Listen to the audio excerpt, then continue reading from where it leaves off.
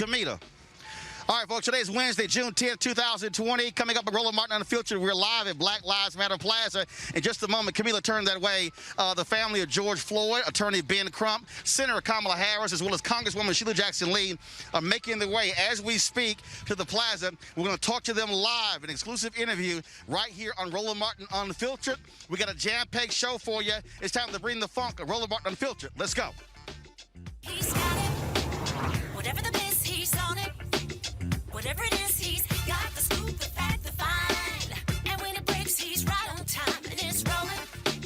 Best believe he's knowing. Putting it down from sports to news to politics. With entertainment just for kicks, he's rolling. It's on go, y'all. It's Roland Martin, Rolling with Roland now. He's funky, he's fresh, he's real, the best, you know he's Roland Martin now.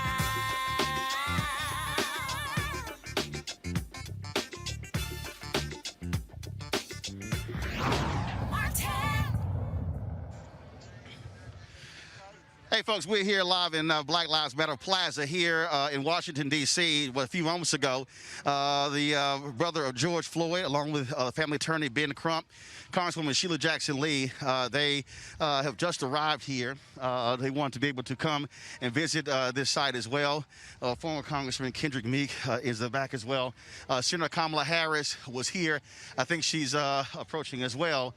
Again, they just finished testifying on Capitol Hill, where there was a congressional hearing, House Judiciary Committee, dealing with the issue of police brutality. And so they've been doing meetings all day, and then that's why they actually came. So they're going to be talking in a few moments as they come down here. Okay, and so what you want to do is you want that as your background? While it's in the background? All right.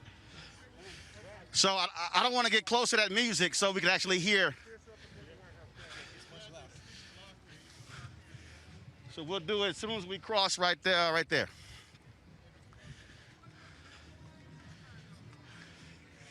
All right, with that music, all that music, we might want to do it. We want to do it right here because all that music. So we'll swing this way. Media, swing around this way. Swing around this way. We're shooting that way.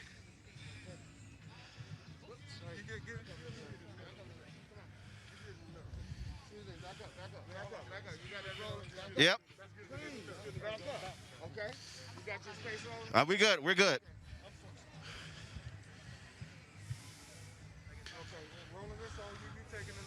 First and foremost, to the Floyd family, why did y'all want to come down here after today's hearing? In memory of my brother, I needed... Speak a little bit louder since we on media.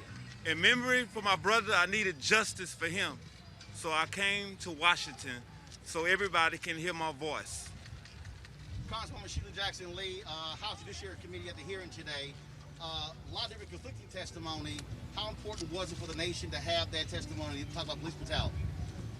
It was a significant and potent moment in history. It was a hearing that gave a wide variety of solutions. The most significant voice was the voice of this dear brother of George Floyd. And I think that no matter what party you were in, you recognize that this is a moment that must change policing from warrior to guardian. He gave us every evidence why the legislation is part of the journey that we must take, and we cannot turn back. There are too many voices that are crying out. And we thank them and Ben Crump, his lovely bride here, his wife, and everyone that came, because they made a significant difference today in that hearing. The record is clear. Ben Crump, we're already seeing lots of changes, different cities voting, New York State voted to open up records as well. And so I can't recall, can you recall any time where you've seen this type of movement in just 2 weeks? Roland, we've been doing this a lot, even before Trayvon, and I've never seen anything like the dynamics after the killing of George Floyd. And I will say this, if we're gonna have the culture and the behavior of police change in America, it has to start at the top. And that's why we came at the request of Sheila Jackson Lee to the United States Congress to tell them that they have to make it mandated across the country all police officers, all police departments have to give equal justice to people like George Floyd because Black Lives Matter. A few hours ago, the White House had a meeting with a number of black Republicans and others talking about race relations. The president still hasn't done a national address. Do you want to hear from him? And if so, what should he say? Sign the bill. Sign the bill. Sign the bill. You know, I will say this, Roland. I was talking to Tesman Figueroa, my political consultant, and the one thing he kept saying, rhetoric is one thing, action is another. Them signing the bill, the Senate passing, they keep calling and offering condolences. Well, you can do something about it. Pass the legislation, pass the George Floyd law. Congresswoman, is it tough enough? You know, should there be more in it? George Floyd would be alive today if that bill was law. We know there are many other things, but that bill exudes Black Lives Matter.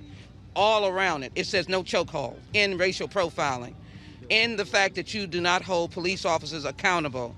You can't be denied your civil rights. You must wear across the nation, you must wear your body camera. You can't say you left it in the car. If all of that, and then you have a duty to intervene. Those other 3 officers, they would have had to do something other than think about what was going on. George Floyd would have been alive today if he had not been profiled, if he had not been a chokehold, and there had not been the factor in someone's mindset, oh, you know what, I can't be held accountable. That's what this bill does. It puts you in your track, but on the same time, it starts at the front. Recruiting, diversity, accreditation, and defining what excessive force really is considered. And so you know that you're wrong. Yes, it has the elements, but it's not the end. It is not even the beginning. But it is something that puts a stop sign up for what happened to our dear brother who was killed on the streets of America as an innocent man. He did not deserve to be murdered. Black lives do matter. If it passes the House and goes to the Senate, Mitch McConnell doesn't even bring it up, should that be a referendum for anybody voting on a senator in November? Well, I think if you're not going to be committed to civil rights and civil liberties and saving lives, then that is a litmus test for your election. There's just no other doubt about it. Ben Crump, last question for you, for me. Corporations all of a sudden speaking out, making statements, and now reassessing themselves. What more should they do? A statement is one thing, but should they be looking at black board members, black executives, minority supplier development? That's really what's tangible. Exactly, Roland Martin. Corporations, elected leaders, people who say they want to make a difference, your actions speak so loud, we need not hear your words. Fortune 500 companies, this is an opportunity for you to give scholarships at historically black colleges and universities in the name of George Floyd to let people know that his legacy is alive and well. That's right. And so right now, we're gonna go and walk down by the church, and we're gonna ask everybody to put their fists in the sky, get them up and raise them high. As we remember George Floyd Jr., his brother called him Perry, y'all. Get your fist. As I stand here as well in the name of the Congressional Black Caucus, 55 members strong, including 2 members of the United States Senate, that said that they will not stop until this bill gets passed. They wrote it. We wrote it together. We've got to be known as the organization, the members of Congress that listen to the outcry of the people and stand with the family in time of need. So here's what I want everybody to do for us. As we walk down here for justice for George Floyd, we want to say repeatedly until we get to the church, put your fists in the sky, get them up, raise them high. Put your fists in the sky, get them up, raise them high. Put your fists in the sky, get them up, raise them high. All right, God. Hold on. Put your fists in the sky, get them up, raise them high.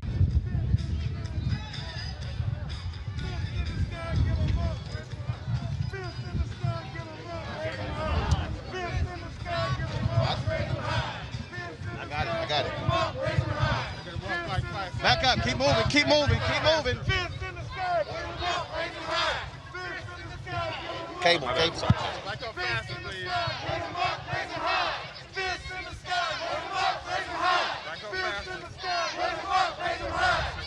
Go higher, go higher, go higher.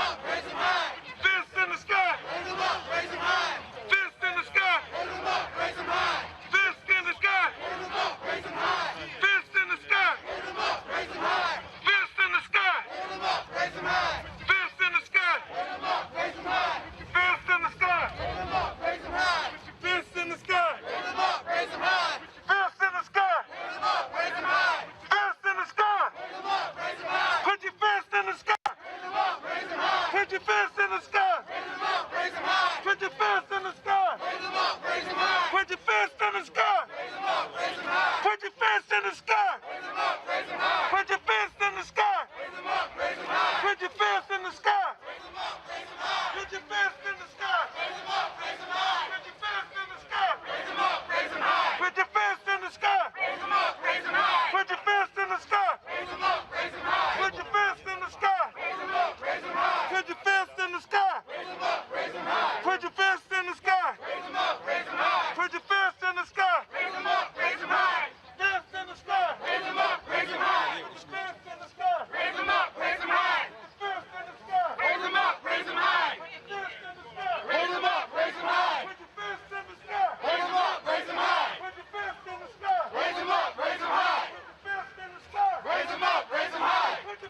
the sky.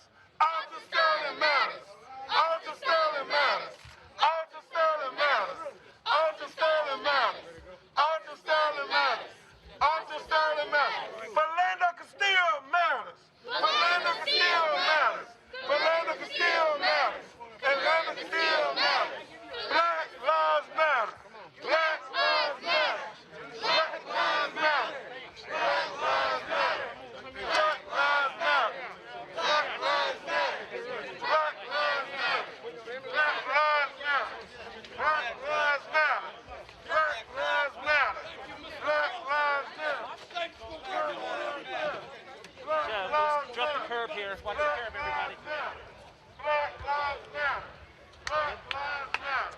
All right, folks, so we're here again. White House is behind us. So again, White House behind us.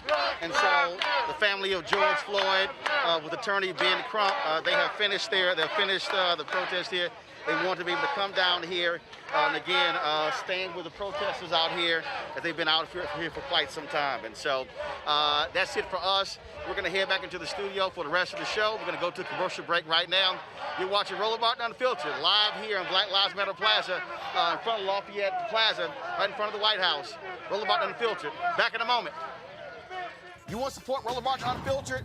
Be sure to join our Bring the Funk fan club. Every dollar that you give to us supports our daily digital show. There's only one daily digital show out here that keeps it black and keep it real as Roland Martin Unfiltered. Support the Roland Martin Unfiltered daily digital show by going to RolandMartinUnfiltered.com. Our goal is to get 20,000 of our fans contributing $50 each for the whole year. You can make this possible. RolandMartinUnfiltered.com. All right, so a lot of y'all always asking me about some of the pocket squares that I wear. Now, Robert don't have one on. Now, I don't particularly like the white pocket squares. I don't like even the silk ones. And so I was reading GQ magazine a number of years ago, and I saw this guy who had this pocket square here, and it looks like a flower. This is called a shibori pocket square. This is how the Japanese manipulate the fabric to create this sort of flower effect. So I'm going to take it out and then place it in my hand so you see what it looks like. And I said, man, this is pretty cool. And so I tracked down, it took me a year to find a company that did it. And so they make these about 47 different colors. And so I love them because, again, as men, we don't have many accessories to wear, so we don't have many options. And so this is really a pretty cool pocket square. Now, what I love about this here is you saw when it's in the pocket, you know, it gives you that flower effect like that. But if I wanted to also, unlike other, because if I flip it and turn it over, it actually gives me a different type of texture. And so therefore it gives me a different look. So there you go. So if you actually want to get one of these shibori pocket squares, we have them in 47 different colors. All you got to do is go to RolandSMartin.com/pocket squares. So it's RolandSMartin.com/pocket squares. All you got to do is go to my website, and you can actually get this. Now, for those of you who are members of our Bring the Funk fan club, there's a discount for you to get our pocket squares. That's why you also got to be a part of our Bring the Funk fan club. And so that's what we want you to do. And so it's pretty cool. So if you want to jazz your look up, you can do that. In addition, y'all see me with some of the feather pocket squares. My sister, who's a designer, she actually makes these. They're all custom made. So when you also go to the website, you can also order one of the customized feather pocket squares right there at RolandSMartin.com/pocket squares. So please do so. And of course, it goes to support the show. And again, if you're a Bring the Funk fan club member, you get a discount. This is why you should join the fan club.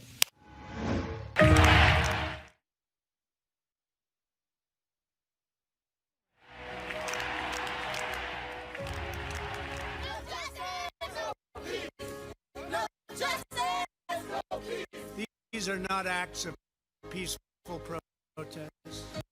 These are acts of domestic terror by an angry mob. The president insulting anybody who dared to speak against him. And that is dangerous for our democracy. It's dangerous for our country. The country is getting wise to this, and we're not going to put up with it anymore. There is a change in mindset that's taking place, a greater recognition that we can do better.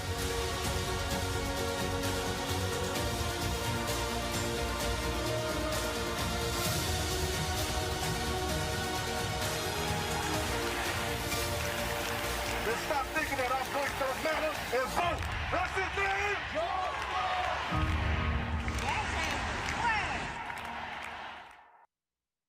The men who followed this flag 150 years ago knew what it meant. Treason against their country. The death of the United States. America defeated the men who followed that flag.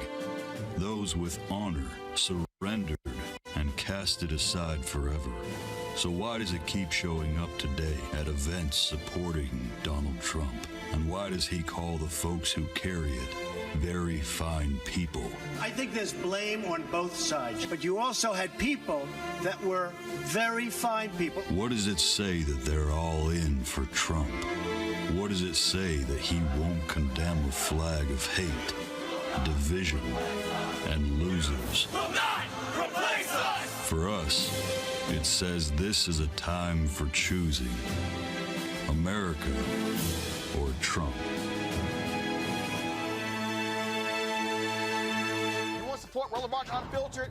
Be sure to join our Bring the Funk fan club. Every dollar that you give to us supports our daily digital show. There's only one daily digital show out here that keeps it black and keep it real as Roland Martin Unfiltered. Support the Roland Martin Unfiltered daily digital show by going to RolandMartinUnfiltered.com. Our goal is to get 20,000 of our fans contributing $50 each for the whole year. You can make this possible. RolandMartinUnfiltered.com.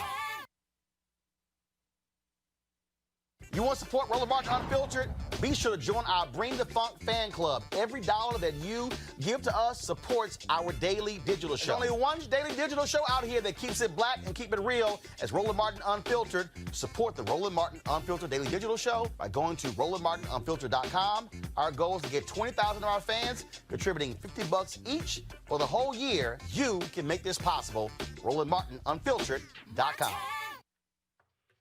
All right, folks, woo! Back in the studio, sweating a little bit, but it's all good. It, of course, is quite a busy day. We're literally located right at the corner of 16th and K, so we're certainly glad to be able to step out there and cover the story as well. It has been quite a busy day. Before, as we said out there, they were testifying on Capitol Hill with regards to police brutality. Here's a roundup of the testimony today.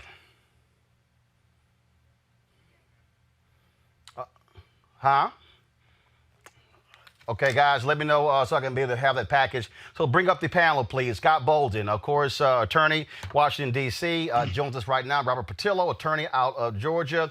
And we also have, is my third guest there? All right, Cleo Monago. All right, we'll pull them up. All right, make sure everybody's there. So let's, we're gonna have the package in a second, folks. Let me know when we have it ready. Bottom line, the point I made out there, Scott, I can't recall a moment in my lifetime where we have seen this much movement on police accountability in 2 weeks. George Floyd was murdered 2 weeks ago Monday. Well, I think you're absolutely right. And it's not just the power of the video of George Floyd because he was not resisting. I think the police in the peaceful protest demonstrated to black folks and white folks and brown folks that there's something fundamentally wrong with the police department and police officers, black, white, yellow, or brown. You saw at a time when the police could have demonstrated restraint and their professionalism. And what did we see? We saw the police brutalizing people in New York, in D.C., in Buffalo, New York, in New York City. And you saw cities and governors and mayors firing police officers within hours of those video protests, and even police officers being charged. That's power. They weren't abusing just black people who were anarchists or who were looting. They were abusing people who were black and white. They pushed a 75-year-old man down. And this president argued that he may have been a plant for Antifa. It makes no sense. And corporations and big law firms like mine are no more in denial, but are owning to be better, and that Black Lives Matter, and that there are two Americas. White corporations and white America are admitting there's two Americas, one black and one white, and that's really what you see unfolding. It's got to last. You're going to see legislation, but also you're going to see whether we can have a discussion now, a fearless one on race, racism, and reconciliation. I certainly hope so. You're an attorney. Have you seen anything like this, and the speed in which things are moving? You talking to me, Robert? Scott? Robert. Roland. I think what we're seeing right now is the Me Too movement for American racism, because just as we saw in Me Too, every organization got shook down to its bones once they realized that their day of reckoning had come for the way that they had treated women for decades, if not centuries. And what this video did, what this kind of Kairos moment that we're in has articulated, is that Me Too moment for American racism. Because the reason companies are acting so quickly is because they wanted to keep the attention off of them and their racist policies and their racist actions over the years, and try to throw money at it and get you to pay attention to the police. The reason municipalities are doing the same thing is, if they have you protesting, only protesting against the police, you're not going to look at their racist policies and redlining and housing discrimination, the allocation of resources. So what we're saying is this moment of reckoning, as America has to come to terms with everything that it has done to people, to black people in this country since 1619, when we first got off of those boats, and realizing they have to come to terms with that. So the fact that things are moving this fast is a result of a confluence of issues, everything from COVID-19, the quarantines, 40 million people suddenly being unemployed and having nothing else to do but show up at marches and protests, schools being out, every high school and elementary school in the country for the most part, and it was not in every large city, those students are home and they're able to protest, colleges releasing early, not having college graduations, not having proms this year, a pent-up anger and anxiety in this nation and a feeling that something needs to change. This is a 1968 moment, but it may be bigger than 1968. This is a moment where the entire nation is on fire at one time, when you have the multiple movements coming together in the name of George Floyd, but so much deeper of a level. He is the martyr in this situation. He is the touchstone. He is the straw that broke the camel's back. But let's remember, the reason the camel's back broke is because there were a million straws underneath it. So this may have been what set it off, but this has been simmering in America for years and for generations, and it's about time that we finally stood up as a people and realized that folks who say they have power over us do not. The old chant we used to do in marches, the people united will never be defeated. We see what happens when the people are united. Corporate America, the political apparatus moves, they move quickly, and we have to keep this heat up, because just as Sheila Jackson Lee said, and just as you were discussing on the street, we have not seen what the Republican plan is on this. They put Tim Scott in charge of of drafting their proposals. Who knows why Tim Scott is the person they picked, but I'm really glad that he is, because he has the most experience with police brutality and the most experience on the issue. But I want to know who is in that posse with Tim Scott. Who are the Republicans that got his back? Who are the people in the GOP who are going to be fighting to make sure that whatever his recommendations are getting pushed through? Tim Scott has already recommended the Walter Scott bill on police notification. So let's find out what their proposals are going to be, and make sure we push these things through and get some good legislation, not just shut me up legislation. And again, Cleo, there are some people out there who are saying, oh my God, I don't want to hear from Senator Tim Scott. Here's my whole deal. I want to see what you put up. Let's see what it looks like. Let's see if the bill that Senator Tim Scott puts up is more aggressive than what the Congressional Black Caucus and the House Democrats put up. So I'll give you the benefit of the doubt, but I want to see what you're going to put up first. But here's the deal. The Democrats have put down the marker. It better be equal or stronger than what they put on the table, Cleo. Well, I kind of doubt if Tim Scott's going to put up something that's equal or stronger. But as you said, we will see. But I just want to echo how much I agree with Robert's, what he just said a moment ago. I completely agree. And also, I just want to reiterate that we have not seen anything like this before. And I think it's important to deconstruct the factors. We haven't had a pandemic before. We haven't had young people not being able to go to school before. We haven't had social restrictions before. And I think these are all factors leading to so many people being on the street, because I'm feeling like it's all very surreal, because George Floyd's murder was not a new phenomenon. We've seen it before, and we've seen video of straight up murders, Philando Castile, et cetera, right on tape. And this kind of reaction didn't occur. But Cleo, this was a different video. I mean, the reality is this was different in that, I mean, yes, we've seen other cases, but I think this was a different video. This hit people a different way, to watch an officer callously put his hands in his pocket and sit on this man for nearly 10 minutes. Well, I must admit, I have yet to see the George Floyd murder. Well, I'm telling you.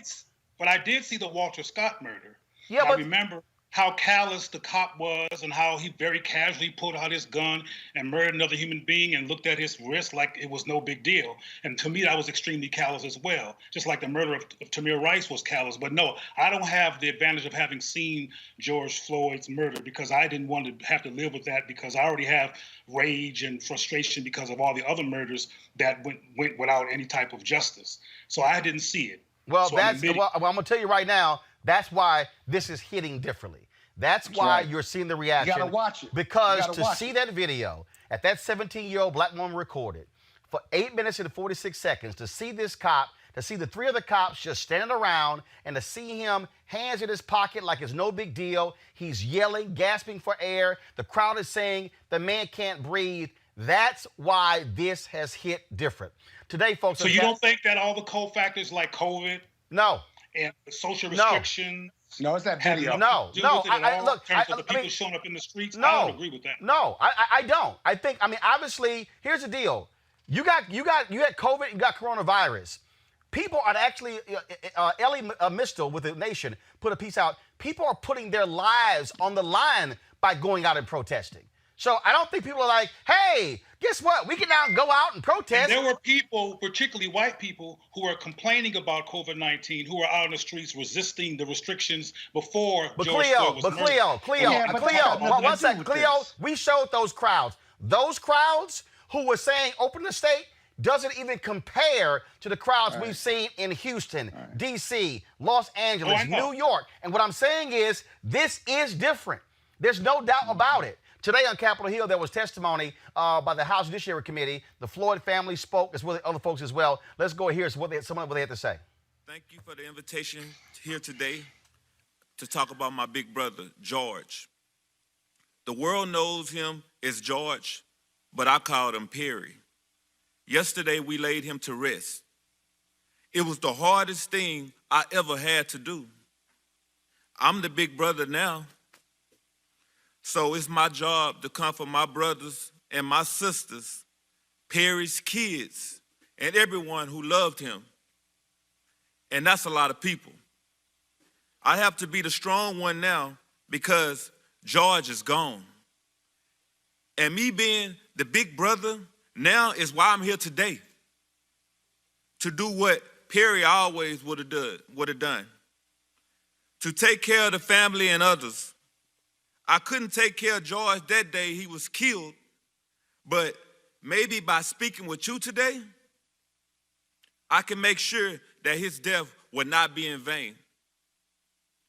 To make sure that he is more than another face on a t-shirt, more than another name on a list that won't stop growing.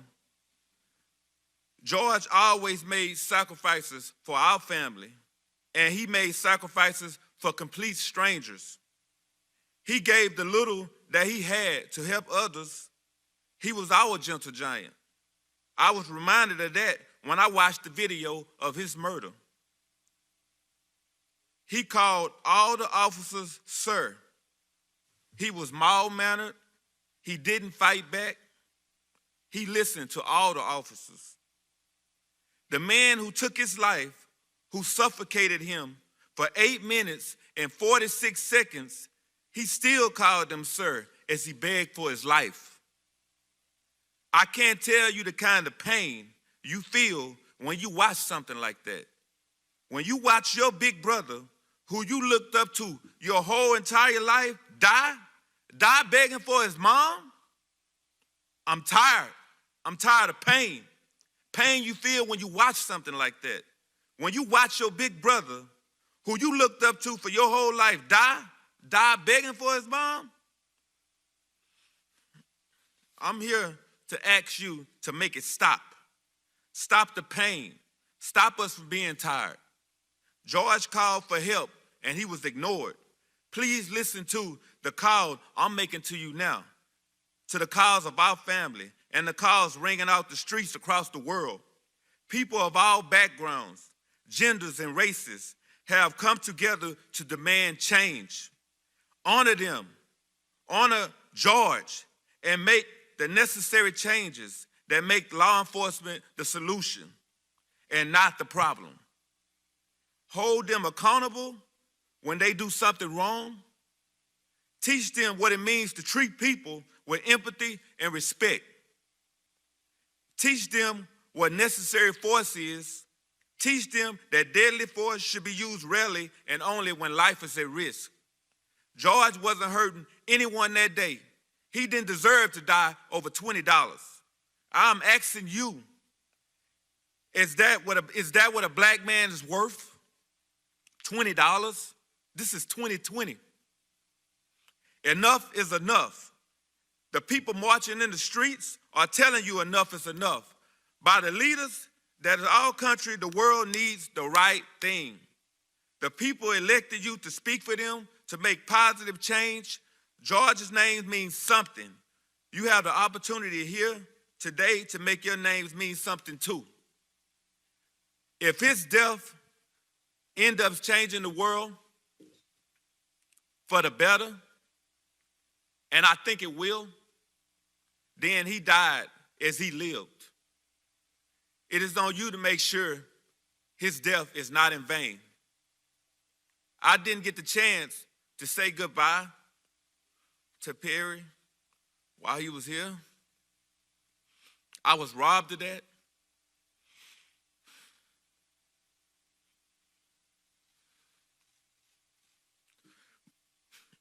But I know he's looking down at us now.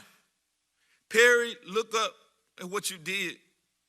Big brother, you changed the world. Thank you for everything, for taking care of us on earth, for taking care of us now. I hope you found mama and you can rest in peace with power. Thank you. Last week, the Leadership Conference and more than 400 civil rights organizations sent a letter to Congress to move us forward on a path of true accountability. The recommendations included the following. 1, create a national necessary standard on the use of force. 2, prohibit racial profiling, including robust data collection. 3, ban the use of chokeholds and other restraint maneuvers. 4, end the militarization of policing. 5, prohibit the use of no-knock warrants, especially in drug cases. 6, strengthen federal accountability systems and increase the Justice Department's authority to prosecute officers that engage in misconduct. 7, create a national police misconduct registry. And 8, end qualified immunity. The Leadership Conference was pleased to learn that the Justice and Policing Act, introduced Monday by both members of the House of Representatives and the Senate, reflects much of this accountability framework. On Monday, I introduced, along with Chairman Nadler and more than 200 members of Congress, H.R. 7120, the Justice and Policing Act. This bold, transformative legislation would help reimagine the culture of policing while holding accountable those officers who failed to uphold the ethic of serving and protecting their communities. I know later, when we do a markup, we will entertain an amendment to change the name of the legislation in honor of George Floyd.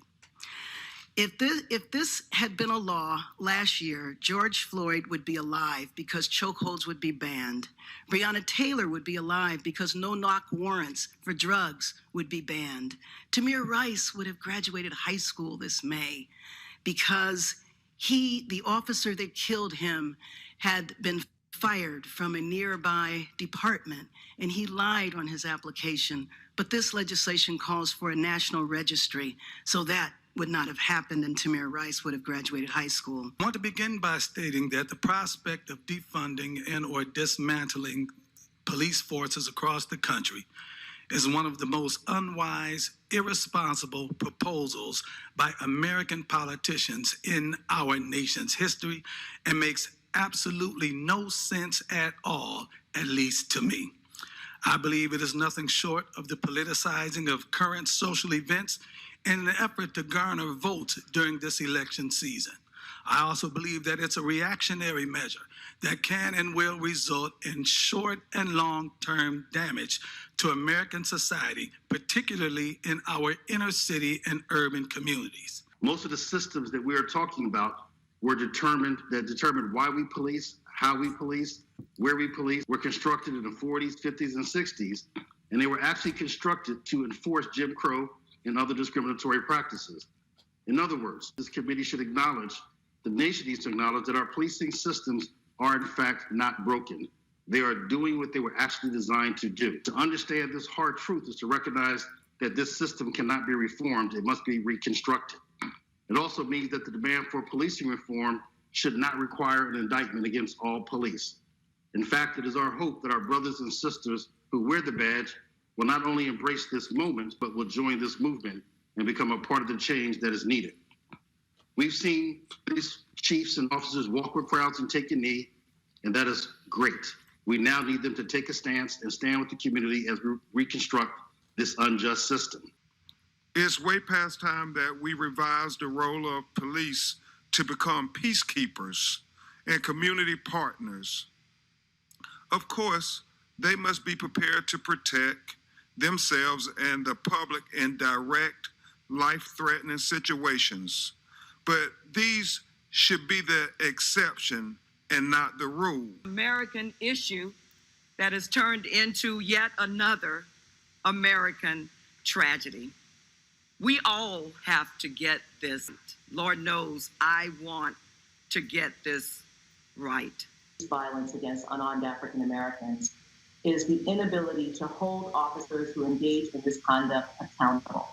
Now, this is not just about the individual officer who some refer to as a bad apple. This is about a system of accountability that must exist if police officers are to understand that they cannot engage in certain kinds of conduct without impunity. To make these changes, that is going to also require folks in Congress to do that. One of the folks who wants to be a voice come next year is Dr. Cameron Webb. He's an assistant professor of medicine and public health science at the University of Virginia. He's running for the 5th District in Virginia. You have, of course, the incumbent Republican Denver Riggleman, who is in that position. Dr. Webb, do you believe that the bill the Democrats and the CBC have put forth, is it strong enough? Would you go with that, or you say it needs to be more things added to it?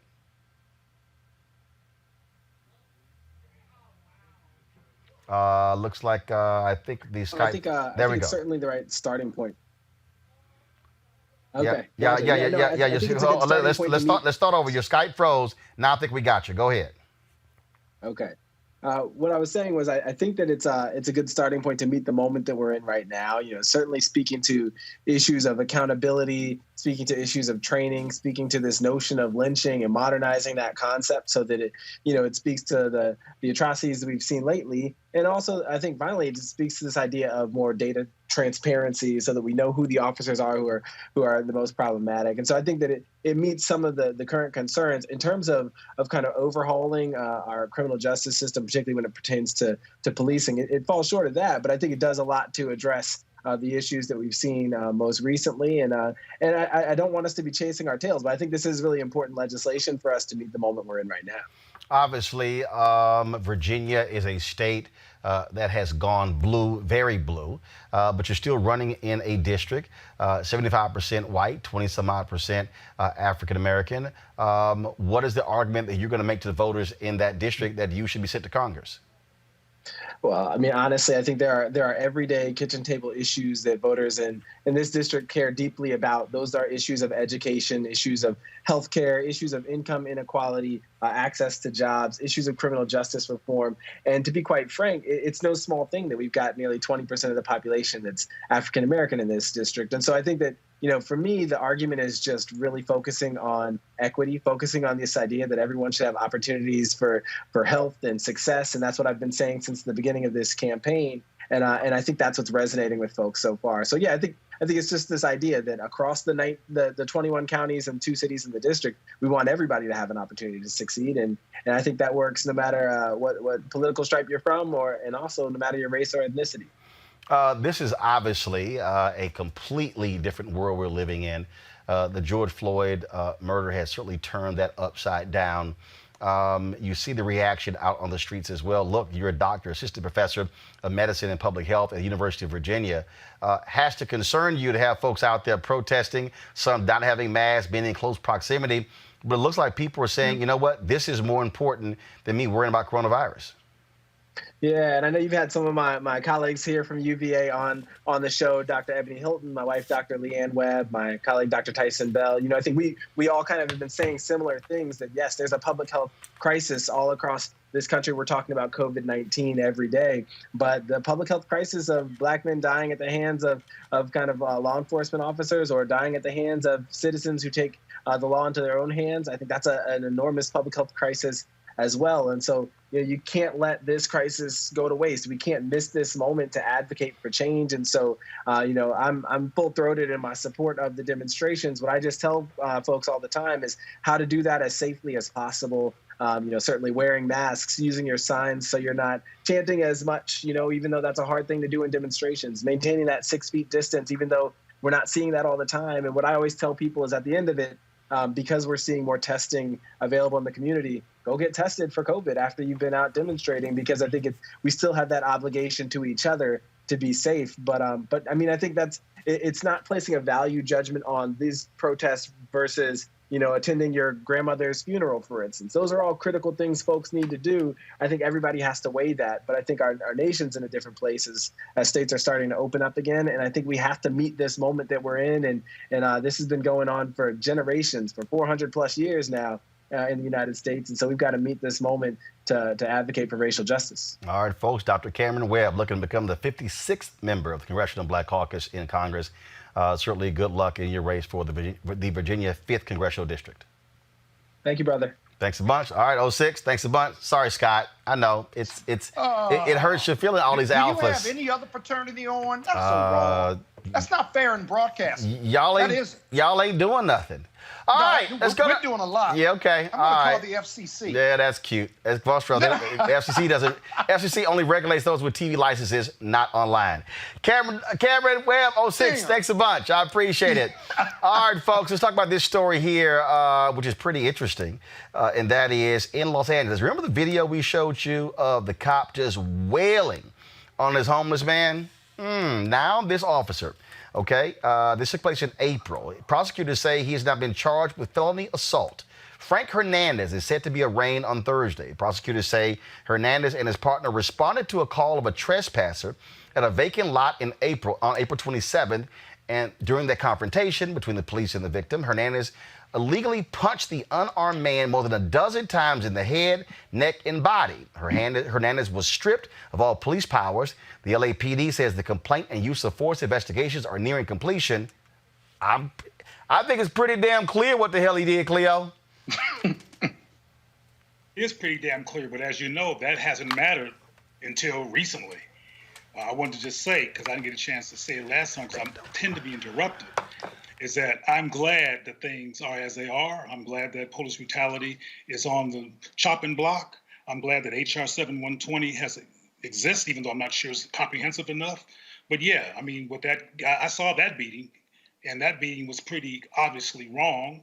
And now we all know that it's wrong, and supposedly the whole country is in working with each other to resolve it. But I still say that it wasn't for Trump being as ridiculous as he is, COVID locking folks up, and unemployment and people's personal frustrations, the crowds would be so big. But I'm glad they're big. Whatever it's going to take to save Black lives, I'm down with it. Robert, again, that video, and this is where video absolutely matters. In fact, here's the body cam footage. Go to it right now. Ben! Fuck you, bitch!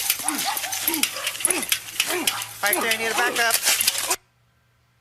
Come on, then. Fucker! What the fuck is wrong with you, bro? Quit, motherfucker! Quit!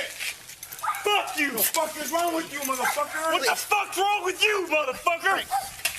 What is wrong with you, dumb? Shut the fuck up! Can you put your hands behind your back, please? You're not cooperating. You're gonna get hit again. Get on the fucking ground. Get on the fucking ground. Go and taser, man. Get on the fucking ground.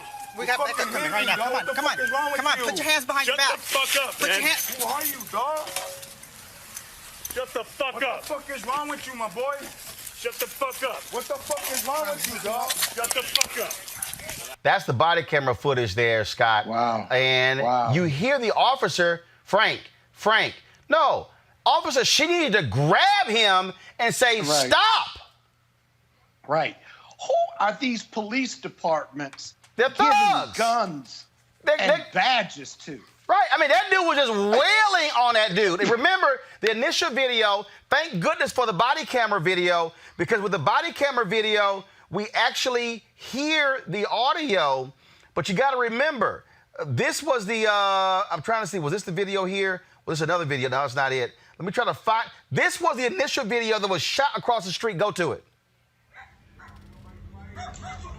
Oh!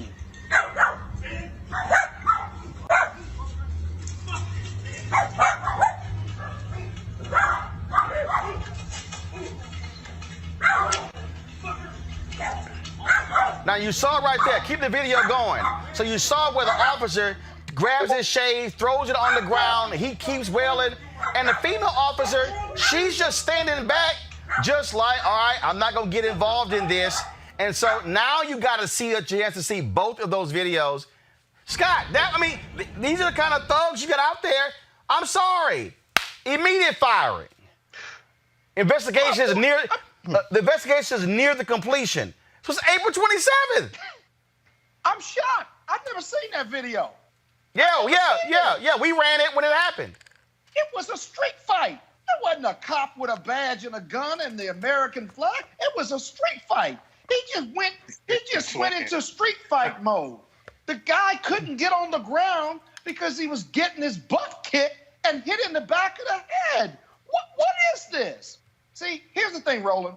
You go from the academy and graduating from the academy to protect and serve, and your first day on the job. How does he get from his first day on the job to that, which has nothing to do with protecting and serving? See, what the bill, the federal bill that we've been discussing does not do, at least I haven't seen it and I've read the bill. Who are they giving guns and badges to? What is the psychological testing to root out racists or people who can't deal with stress? How often are we testing police officers? Certainly not on an annual basis or even biannual basis. How do you get from protected and serving to us against them and calling people on the street mopes and perps and animals and dogs, right? Because that's what they call you when they come into the complaint room of the prosecutor's office in New York and elsewhere. That's what we got to get to. We got to do this other stuff, necessary force, qualified immunity. We got to get rid of all of that, right? But it starts with who you hire. But, right, Robert, real quick before I go to my next guest, real quick, go.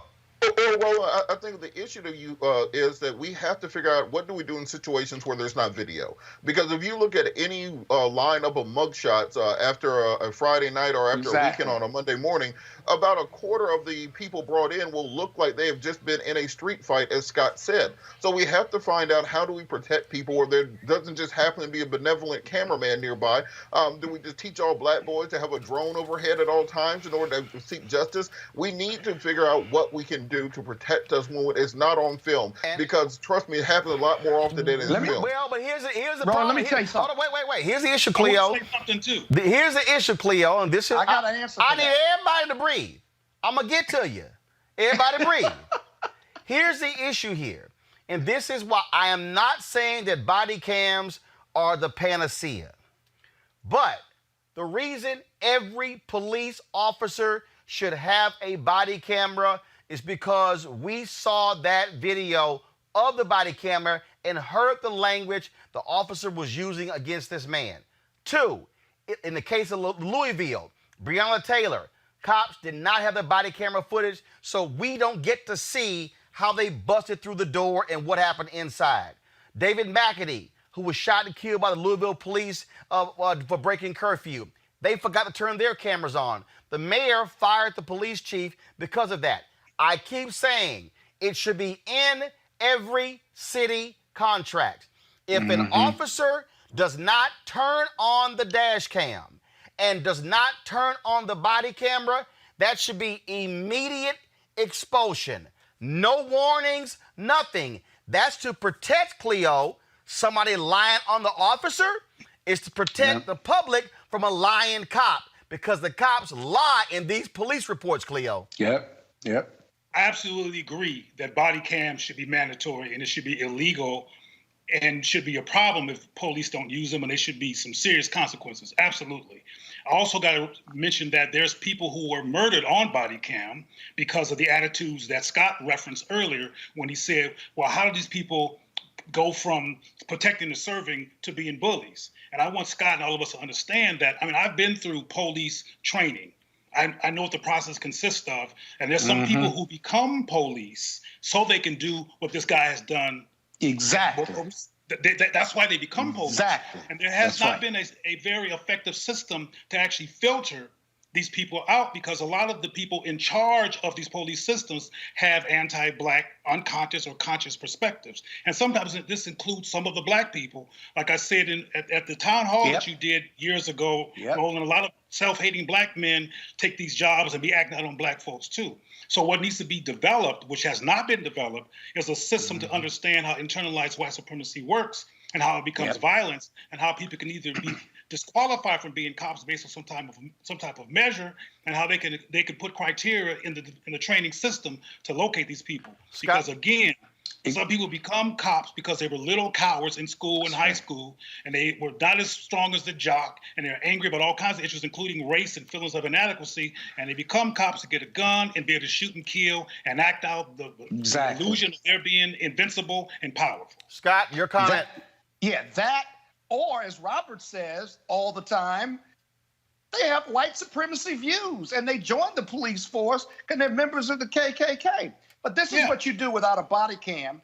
Prosecutors, if they're doing their job, when you stand on a case for arraignment and they brought the defendant in and he's bruised up and looks like he's gotten his butt kicked by the police, whether he claims it or not, you describe what the defendant looks like on the record. So you preserve the record that just in case the police have acted violently or unreasonably, then you've got a record made, and you may, as the prosecutor, move against the police or throw the case out because of the police officer's bad conduct. I'd investigate that right after arraignment when I was in New York. Folks, in New York, we're seeing these issues take place as well. One of the folks who wants to address that is Assemblyman Mike Blake, who is also running for Congress. Of course, the South Bronx is one of the poorest, most environmentally disadvantaged districts in the country. The primary is going to be on June 23rd. They're going after the seat by Congressman Jose Serrano, who is retiring. The district is heavily Democrat. 10 candidates are vying for the seat. Joining us is one of them is Assembly member Mike Blake. Mike, glad to have you on the show. We're seeing the same issues. Police in New York demanding respect. We saw the video of the union there as well. But the problem though is we see the videos there as well of people being assaulted, beaten with batons as well. I mean, cops want respect, demand respect, but you also got to give it. Plain and simple, Roland, and good to see you, my brother. Look, the PBA has repeatedly had war against Black and Latino people. And what we've seen in the last 3 weeks, from, of course, George Floyd to the protest, to the cops driving in the crowds in Brooklyn, to what I saw last week on Brook Avenue here in the South Bronx, where people were being arrested and beaten, et cetera. They've done everything possible to try to go after our communities. And we got to be clear that this is the continuation of slave patrols. This is the continuation of just trying to find Black and brown folk every possible way. But in the last 48 hours, Roland, we've made major changes here in New York, which we're excited about. We repealed 50A, which is the law that protected police disciplinary records, particularly misconduct. Now there's going to be transparency on that. We expect that's going to be signed this week. We have data transparency, so we actually know who you're arresting and why. We finally had racial profiling so that can be ended within the police force. Those are the things that we've been fighting for years, and we just said enough is enough. And people were protesting as they should, and we salute that. But our job as electeds is to make sure to change the laws, and we did that too.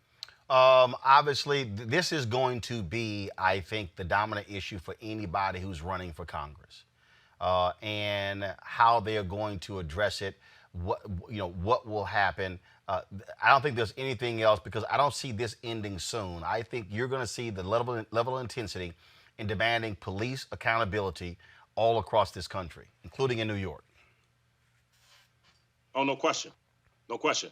I've been saying very clearly throughout that there was a pandemic of poverty, a pandemic of racism, a pandemic of health disparities that existed long before the coronavirus pandemic.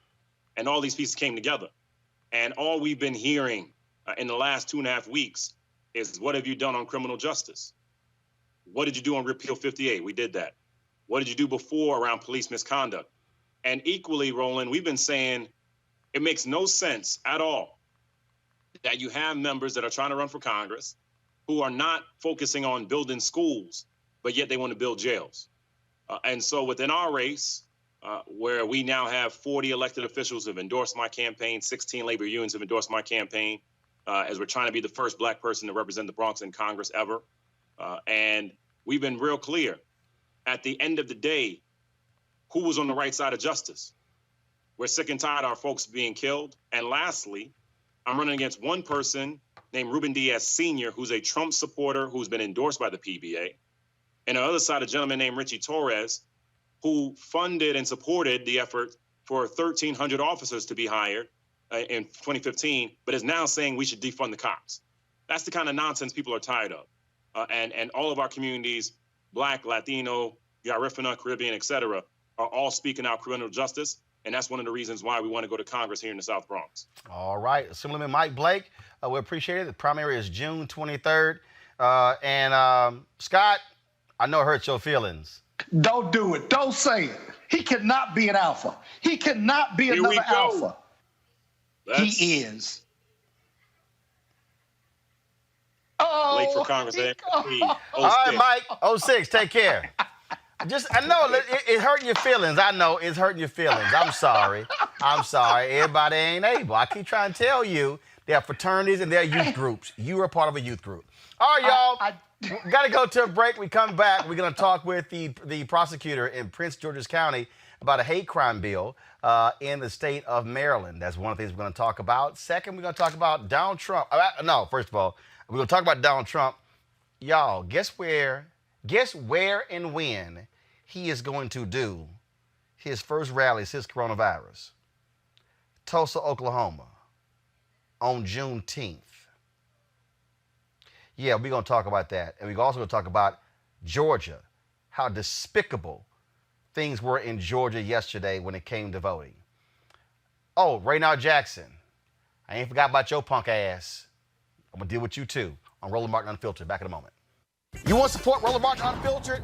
Be sure to join our Bring the Funk fan club. Every dollar that you give to us supports our daily digital show. There's only one daily digital show out here that keeps it black and keep it real as Roland Martin Unfiltered. Support the Roland Martin Unfiltered daily digital show by going to RolandMartinUnfiltered.com. Our goal is to get 20,000 of our fans contributing $50 each for the whole year. You can make this possible. RolandMartinUnfiltered.com.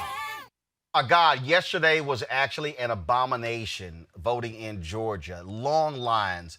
Folks could not even finish voting in some places until 12:30. Robert Patillo, you in Georgia. What the hell? You got the Secretary of State trying to say, Congressman Doug Collins trying to say, oh, it's those Democrat counties. They were the problem. Others say it was the Republicans who were in charge. What happened in Georgia? Well, what happened is exactly what we expected to happen in Georgia, which is a complete and utter disaster of biblical proportions. Let's remember that after the 2018 race, where Stacey Abrams lost by primarily because of voter suppression and issues with collecting ballots throughout the state of Georgia spent $104 million on new voting machines through the state, which had not been updated since after the Bush v. Gore election in the year 2000. It's not simply Democratic counties where this took place. We started getting calls yesterday to the Rainbow Push Coalition at 6:51 a.m. before the polls even opened, telling us about polling issues from Bartow County, from Brunswick, Georgia, Montezuma, Oglethorpe, Albany, all the way up through Rome. It was a statewide issue, and that's why a coalition of groups, we've called ourselves the Coalition to Protect the Vote, this morning assembled, including the Rainbow Push Coalition, NAACP, SCLC, the Urban League, over a dozen named organizations, to call for the resignation or the recall of the Secretary of State of the state of Georgia and the immediate termination of the head of the Georgia State Elections Division. You got one job.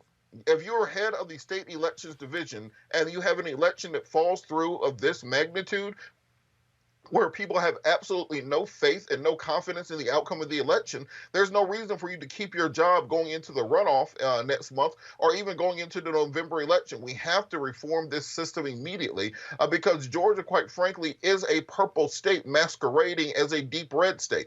Understand the population of Georgia is 33% African American, 10% Latino, 5% Asian, 52% female. We have one of the largest LGBTQ IAPK plus communities in the entire country in Midtown Atlanta and in Decatur. So the fact that we have not elected a Democrat statewide in 12 years since Thurber Baker back in the 2008 election shows you that the electoral outcomes do not match the demographics of the state. There are constitutional majorities for Republicans in the House, in the Senate, in the governor's mansion, and every single statewide constitutional office on the judiciary, and that's primarily through manipulation of redistricting back in 2010 and through schemes and efforts at suppressing the votes of minorities throughout the state. And if we allow this to continue, not just in Georgia, but throughout the South, that is how you see groups maintain an electoral majority despite not having a demographic majority. It's the exact same thing that took place in South Africa at the end of apartheid when they knew they would not be able to keep the demographics. So they went into the judiciary and they messed with elections to make sure they stayed in power as the invisible hand. So we need people in Georgia to stand up, we're doing a large march with the NAACP next Monday at 9 a.m. from the Richard B. Russell Federal Building to the state capitol. And we have to get boots on the ground, people in the street to make sure they hear our voices. Scott, to understand what we're actually seeing, Stacey Abrams tweeted this an hour ago. A bright note, so far 858,000 Democratic votes have been counted in Georgia in spite of all the obstacles, and many more remain to be counted. By comparison, in the 2016 primary, 761,000 Democrats vote. Republicans are scared to death of a massive Democrat turnout this election, and that's why they're going to do all they can to suppress the vote. They can't win without suppressing the vote. Some of them have even said so. Donald Trump has said so. But they've added something else to their repertoire now of not only closing polls and not having enough poll workers on election day, they've added chaos to it. So the chaos is it covered not only the Democratic polling places or Democratic strongholds, right, to suppress the vote, but the chaos covered Republican strongholds too. It wasn't just Democrat strongholds, it was Republican strongholds too. Some local Republicans complained about the long lines and the chaos that came from not having enough people trained in these new voting machines. It seems to me the Secretary of State and the head of elections in Georgia, they only got to perform once every 2 years. How hard can that be? You just got to be ready every 2 years for an election. And it's hard to look at those racial breakdown of numbers that Robert just gave us and say, why is it that no person of color can be elected statewide? There can be no other answer but suppression and chaos. And the courts have been involved, and it still is the dominant issue in the state of Georgia. Because something's got to be done. Because Republicans are in charge, and they're doing it on purpose. Latasha Brown, co-founder of Black Voters Matter. This is what she posted on her page about somebody talking about their experience on yesterday. I'm a caregiver. I live in Sandy Springs, and I had to take my client to go vote because she wanted to go vote in Sandy Springs, and we was in and out in 7 minutes. But I live here in Southwest Atlanta, so this is where I have to go vote. And I've been in line for at least 30 minutes already, and I don't know how long I'm going to be here. And I have to go see other clients, so I'm going to, it's going to have to speed up at some point in time. So how long you been in line already? I've been in line for about 30, 35 minutes already. 35 minutes, oh, gosh. So you were in and out in Sandy Springs in 7 minutes? 7 minutes, flat. Gotcha. What's your name? Huh? Excuse me? How long are people saying there's a wait? People are saying that they're waiting for like about 2 hours, an hour. The line's not really moving. I've been here for 35 minutes, and I've been in the same spot. Thank you so much. Thank you. I'm a caregiver. I live in Sandy Springs, and I had to take my... All right, come back, y'all. We played it once, Cleo Monago. She said, white part of town, 7 minutes. Black part, 2 hours. The white supremacy, their agenda and their strategy has backfired. They put Trump in office in response, in my opinion, to Obama and Michelle and the blatant contradiction to the allegation at white is supreme, and they want to resolve that with Donald Trump, and they have lost. And frankly, nature, COVID, if you will, or I don't know if it's nature or man-made, but the bottom line is that these social issues have helped them to lose. And as Scott has mentioned, and as you just said, they're desperate. They cannot win without being corrupt. So they're going to be corrupt. Corruption has worked for them since George W. Bush, and before. Corruption has worked for them, but it's going to be difficult this time because there's some people who are white supremacists who are on the fence about whether to put their lives at risk for Donald Trump. So it's going to be very interesting to see how all this blows out. And I'll be convinced in terms of which side to believe is going to win later. I'm still not convinced that there's enough white people who are humane enough to make things happen on a decent level. But the bottom line is their strategy backfired. And one of the good things about what Georgia showed us as a case study is that people are coming out to vote. Yeah. People are going to vote. Oh, yeah. When this election comes up in November, folks who've never voted before, who didn't even vote when Obama was running, are going to come and vote this time. Right. And the Republican Party is in trouble. Scott, 20 seconds. I got to go next door. 20 seconds. We can't even call federal monitors. If there was a Democrat in the White House, you'd call a federal monitor and say, take over the election system or monitor. We can't even do that. Well, you can't. Who's in the White House. You can't call because you could thank Justice John Roberts for that. Okay, well, that's Supreme Court decision that essentially gutted the federal oversight when it comes to the elections. Folks, let's go to our next story. This week, 3 bills backed by the Office of the State's Attorney for Prince George's County became law and will go into effect on October 1st. The purpose of these new laws are to strengthen Maryland's hate crime statute, to make strangulation a first-degree felony and require more appropriate training for special police officers. Joining me now is State's Attorney Aisha Braveboy. Glad to have you back on Roland Martin Unfiltered. This appropriate training for special police officers, what is that? Well, I don't know how many states have special police officers, but this is a very important issue. Special police officers are not actually police officers trained in a police academy. Special police officers are hired by, businesses to really guard their property. However, in the state of Maryland, as in other jurisdictions, those special police officers have the power and authority of any other police officer, but only within the jurisdiction of that particular business. But they can use deadly force if they deem necessary against residents and visitors to that business or that establishment. It is a huge issue because oftentimes they're making decisions without the appropriate training. So they don't sit through, 6 months of training like other officers do. And they don't have routine in-service training like officers do. And they don't report to a hierarchy that includes law enforcement officers. Yet they have all of the power, authority, and the ability, again, to use any force that they deem necessary, including deadly force. And so this was a huge issue in Prince George's County, and I think in the District of Columbia. And A. Scott may be able to speak to some of the issues that have happened there with these special police officers. But we thought it was very important to make sure that they had some minimal level of training since they can exercise such authority. The hate crime provision, that's important. Of course, you had the brother who was killed there, the Bowie State graduate who was headed to the military, and they declined to classify that as a hate crime, even though the individual was still convicted in that case. What does this actually strengthen? What did you go from, and what does it actually do, this new law? Absolutely. Well, the way that the original law was written, it required prosecutors to prove that hate was the only motive in the commission of a crime. And as most lawyers can tell you, most crimes have mixed motives. So you can't say that in most cases that hate or any one particular motive was the only motive in the commission of a crime. That is a very high bar. And quite frankly, there were very few prosecutions around the state using that hate crime statute, and probably none within the last 2 or 3 years, at a time when we know that hate crimes were rising in Maryland. But again, because of that bar was set so high, it's almost impossible to prove unless someone screams out a racial epithet or something like that while they're committing the offense.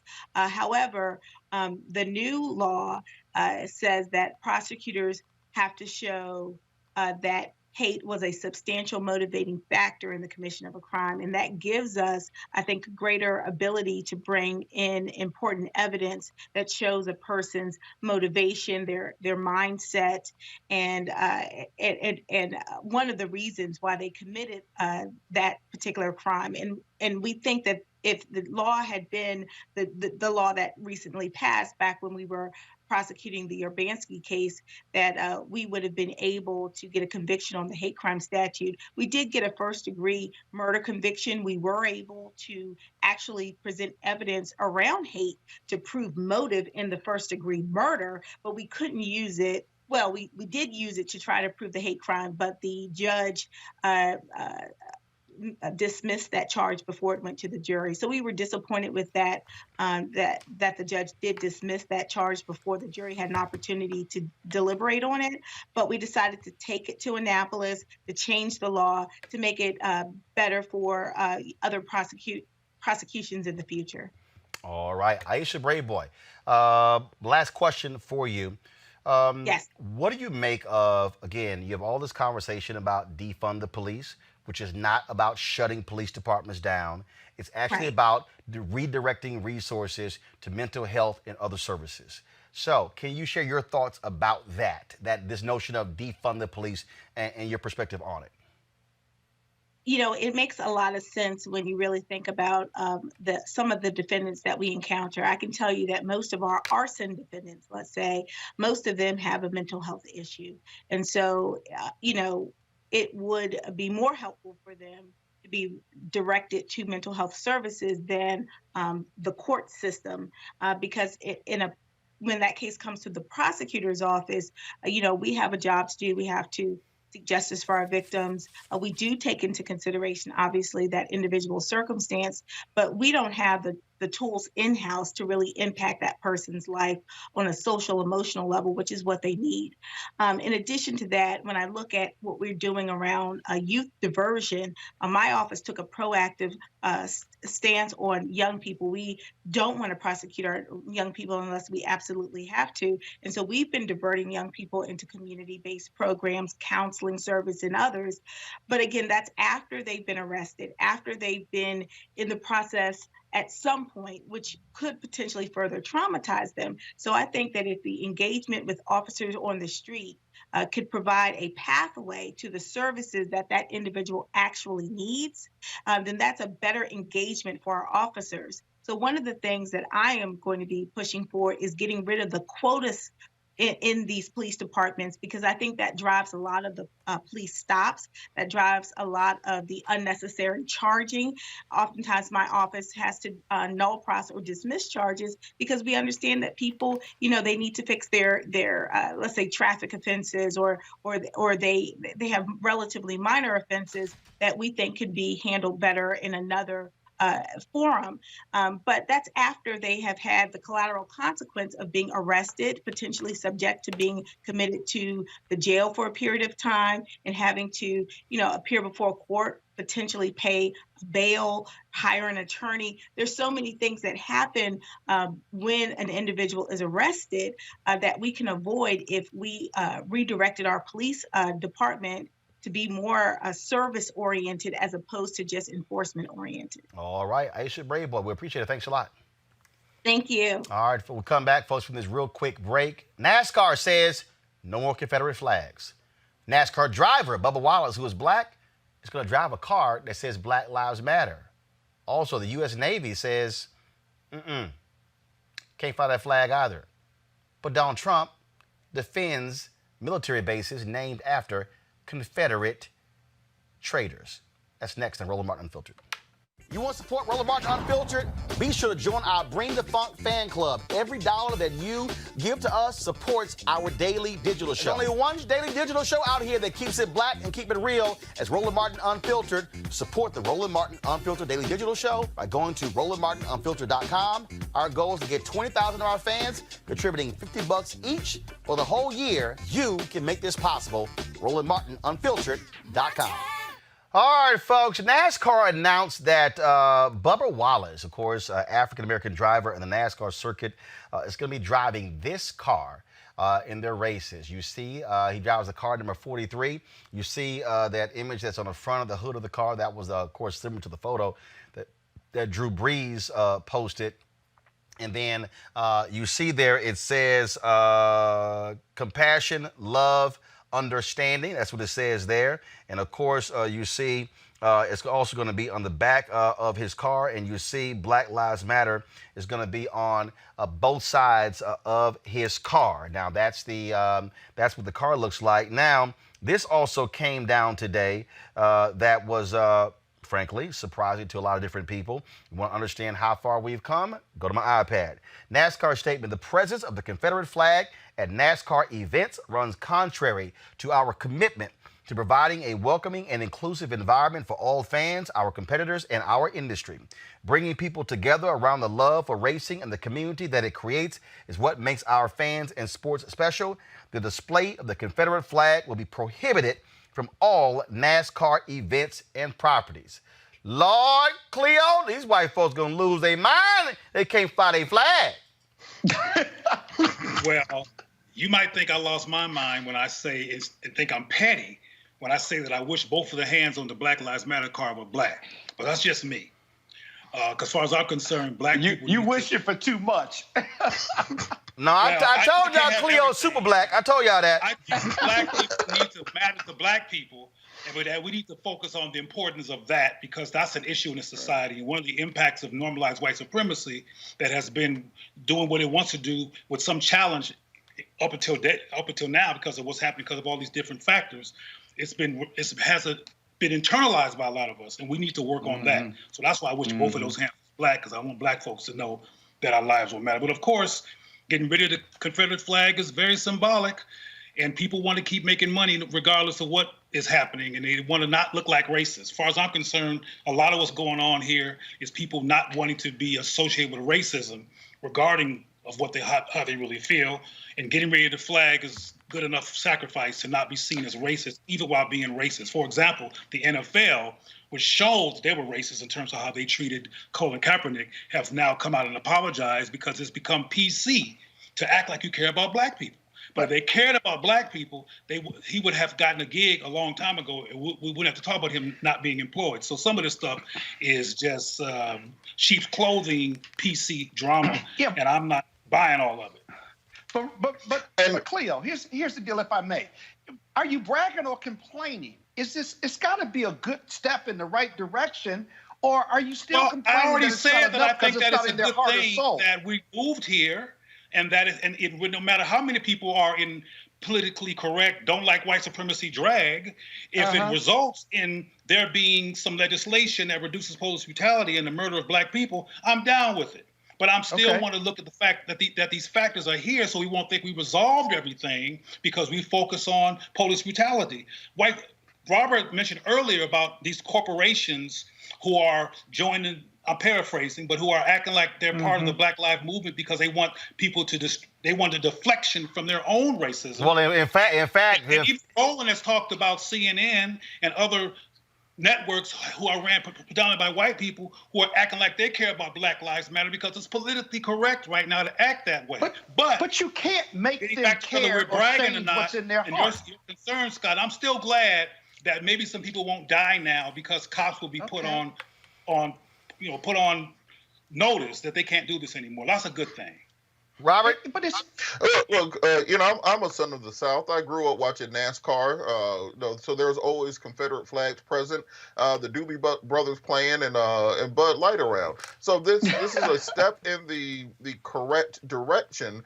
But if they really want to put their money in their mouth where their mouth is and not just do a lot of window dressing, it's easy to paint a car. How many NASCAR teams are they willing to sell to black people now?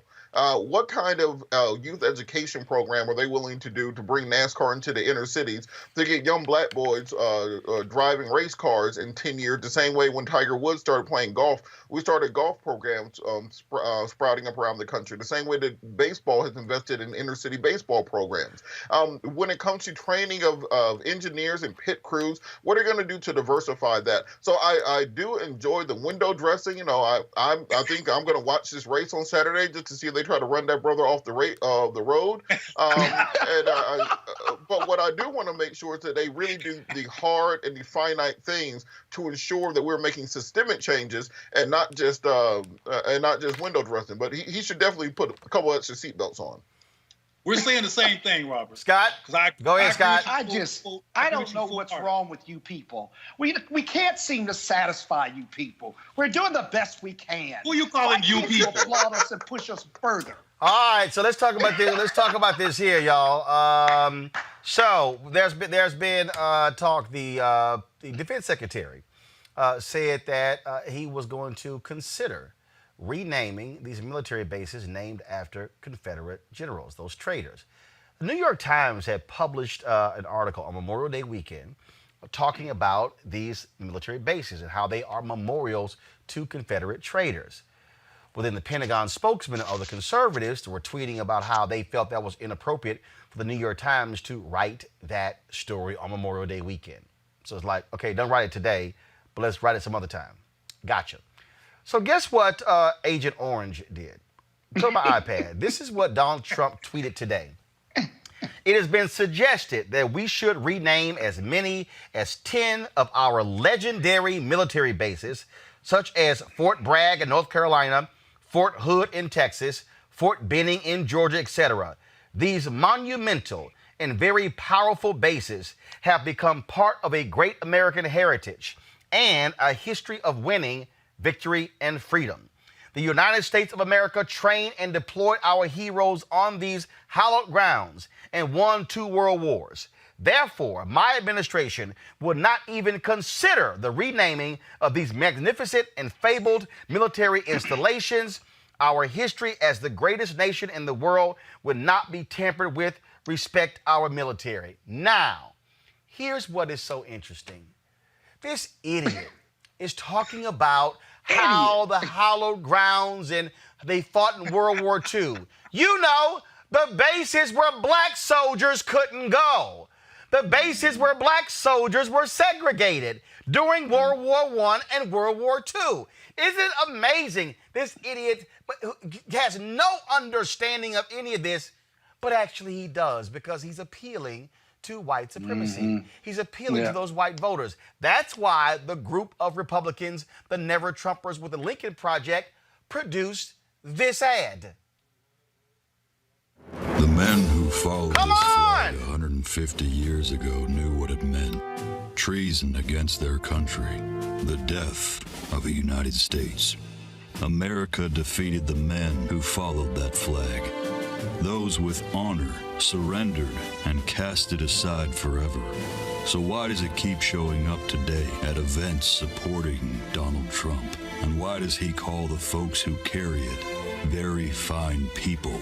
I think there's blame on both sides, but you also had people that were very fine people. What does it say that they're all in for Trump? What does it say that he won't condemn a flag of hate, division, and losers? Will not replace us! For us, it says this is a time for choosing America or Trump.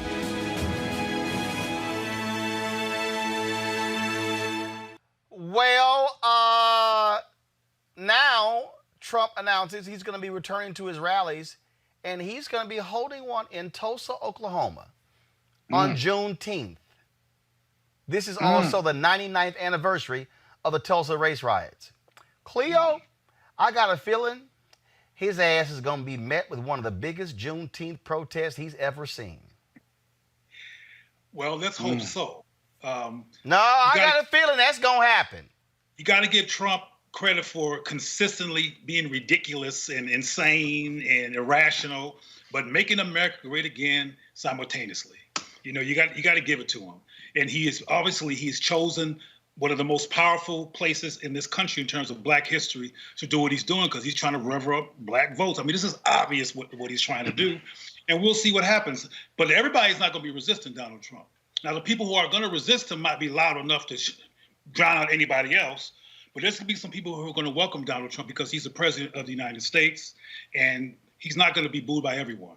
But, of course, I think it's ridiculous. He's going to get a welcome. The same dude who is supporting white supremacists is going to Tulsa, Oklahoma, to ground zero for some of the most powerful Black success in this country historically. Go on, Trump. Got to give it to him. He's consistently ridiculous. Well, look, Roland, I think to Cleo's note, I think that if he's doing this, it may be an opportunity for him to really announce a large policy. We've been asking for the last week, what's the Republican plan, what's the Republican policy to address police brutality, to address racial inequalities, how are we going to hit these issues head on?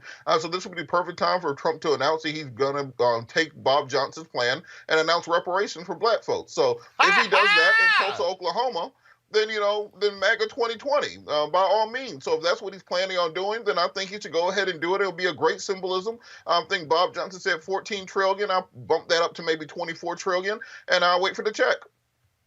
Well, he's so desperate he might try something like that. Are your guests talking about, Roland? Are they First serious? of all, well, Scott, he's being facetious, obviously. Oh, now make I'm your sorry. damn point. See, you sorry. Kappas can't process information. I process enough. We need to have the largest turnout of Black Lives Matter, whether you're a member or not of Black people at that rally, protesting outside with mask on, if he's going to do that. That is just purely racist and insane. Well, speaking of being insane, today at the White House, Donald Trump called some of his Black flunkies. Oh, this is going to be good. And one of them is Republican, Black conservative. Your boy. Raynard Jackson. So, y'all, I'm going to play for y'all what Raynard actually said today. Watch this. My name is Raynard Jackson. Thank you, Mr. President. Thank you, Daryl, for inviting us to this roundtable here. I'm from St. Louis, originally live here in Virginia. But what I'd like to say to you, Mr. President, is kind of off the beaten path. I'd like to say to all the media assembled here that I wish they would quit lying about what you've done specifically for the Black community. So you got radical liberal journalists like Joy Reid from MSNBC, Don Lemon from CNN, Roland Martin, who are putting more poison into the Black community than any drug dealer, who are killing more Black folks than any white person with a sheet over their face. How are they doing it? Spreading these lies about the economy you had, Mr. President, before the virus was a continuation of Obama. That's just factually not true. I have a degree in accounting. I keep up with the economy. They're lying. So to all these folks on MSNBC, CNN, Roland Martin, what, you're afraid to have real Black Republicans who know what the hell they're talking about?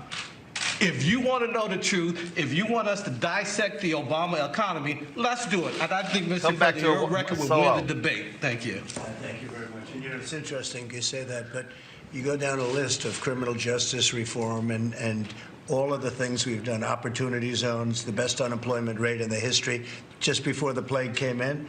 And it's going to be back again soon. I think it's going to be back again a lot sooner than people think. I think last... Raynard, bring your ass. Bring your ass. Now, y'all, we've been calling Raynard since this video came out. First, he wasn't returning the phone calls. Then, all of a sudden, we called him, and then his assistant responds by saying he's still at the White House in meetings. Now, we all know he lying. Matter of fact,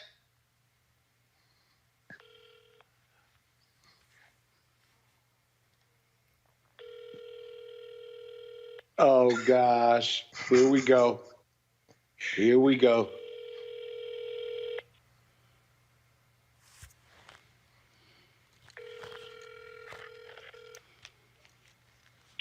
Your call has been forwarded to an automatic voice message system. Raynard Jackson Is not available. At the tone, please record your message.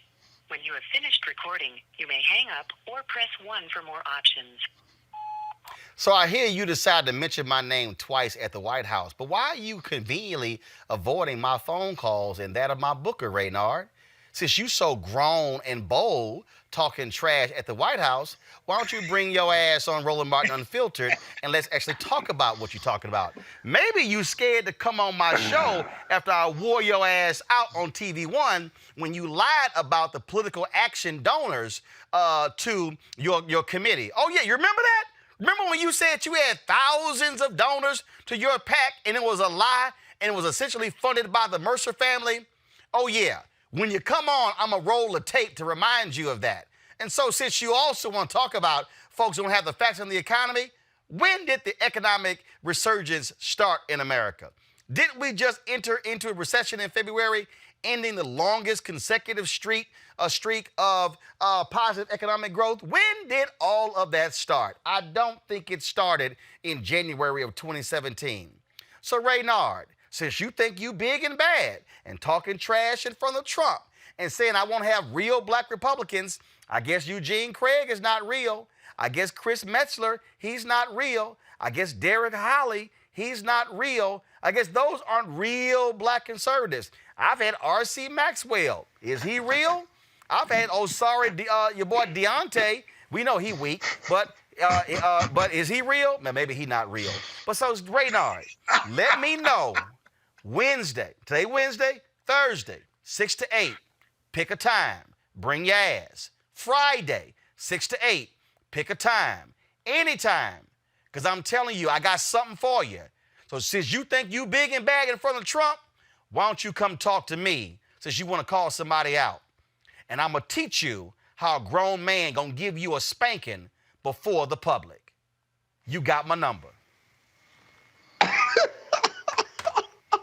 Roland, how do you spell your ass? Bring your ass. How do you spell that? Bring your ass. That's all one word. Bring your ass. Bring your ass. It's all one word.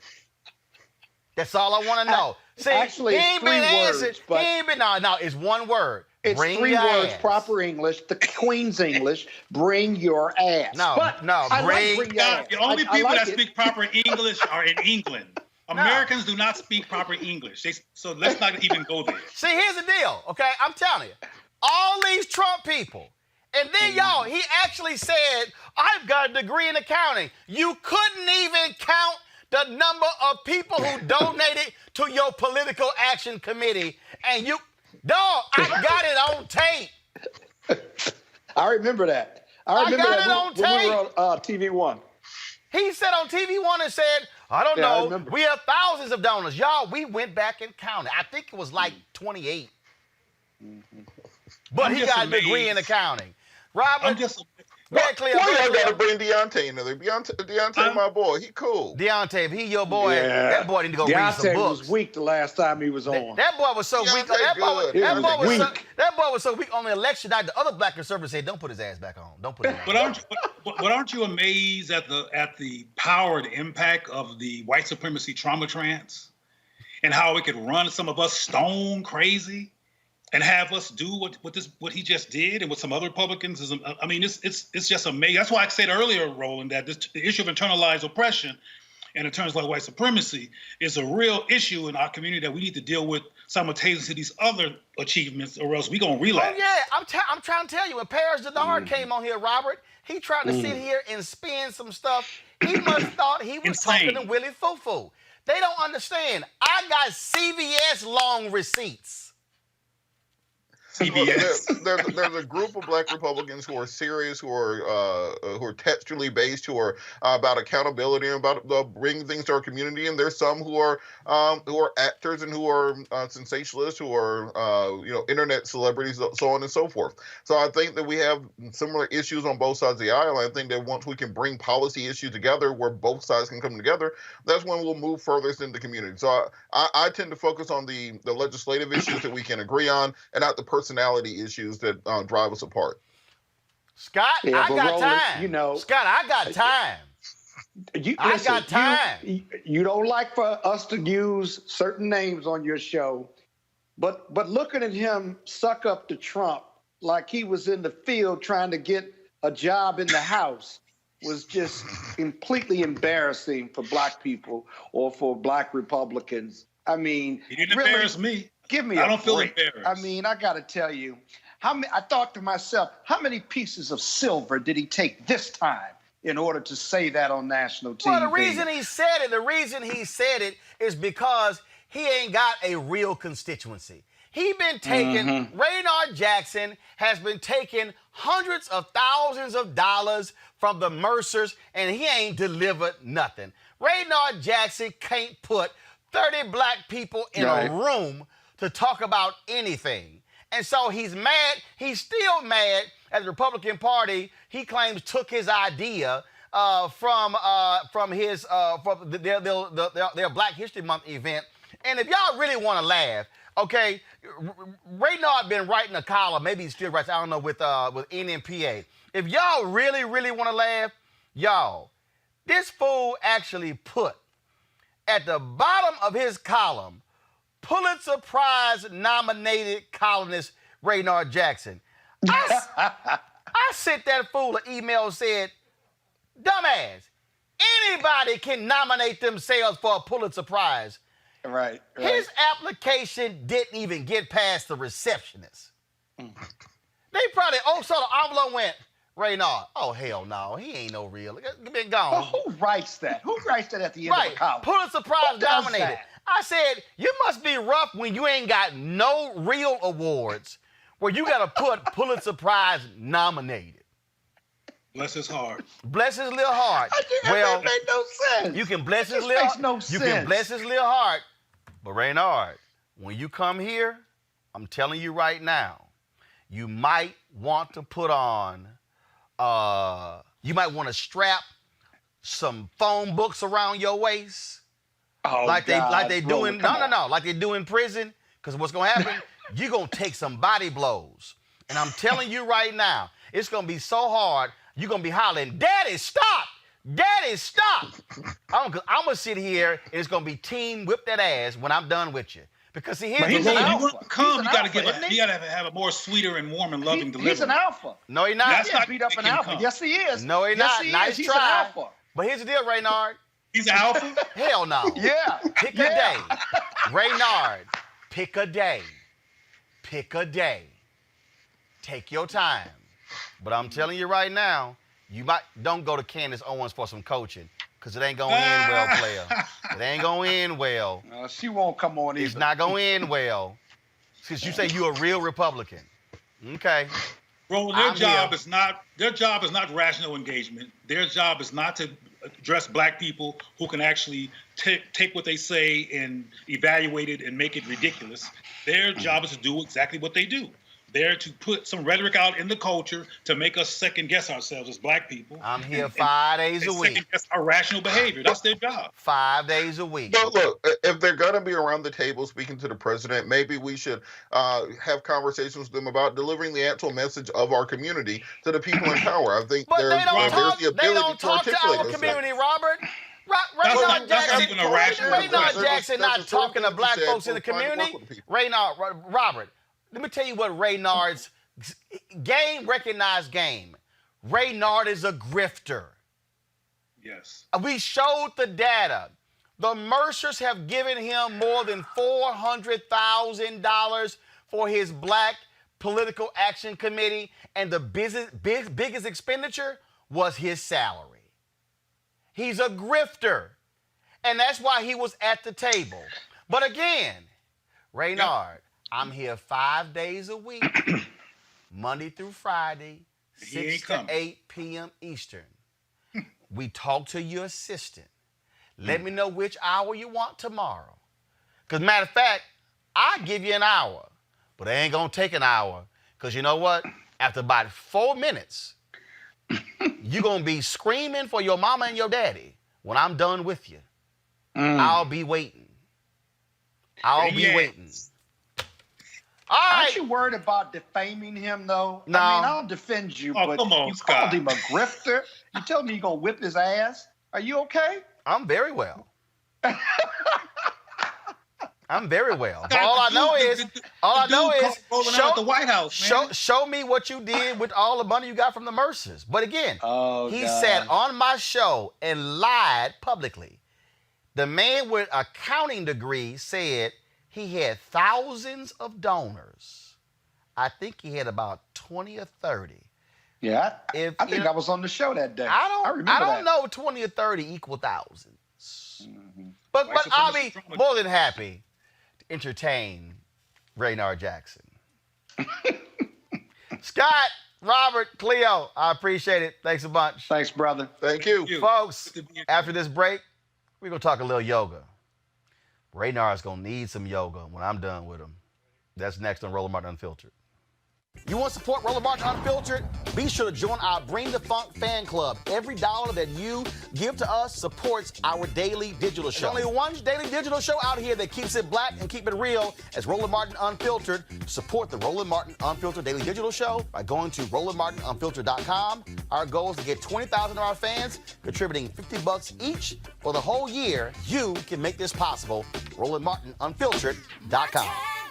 All right, y'all. A number of studies have shown that yoga may help reduce stress and anxiety. I think cussing folks out does it. And enhance your mood, and overall sense of well-being. Joining me right now is Derek DJ Townsend, a former NFL player turned personal trainer and international yoga instructor. All right, Derek. So, what is yoga? Just a bunch of stretching? What is it? No, it's not a bunch of stretching. It's centering your body, centering your mind, finding the source, whatever that source may be. If it's God, if it's Allah, finding that source within yourself through stretching.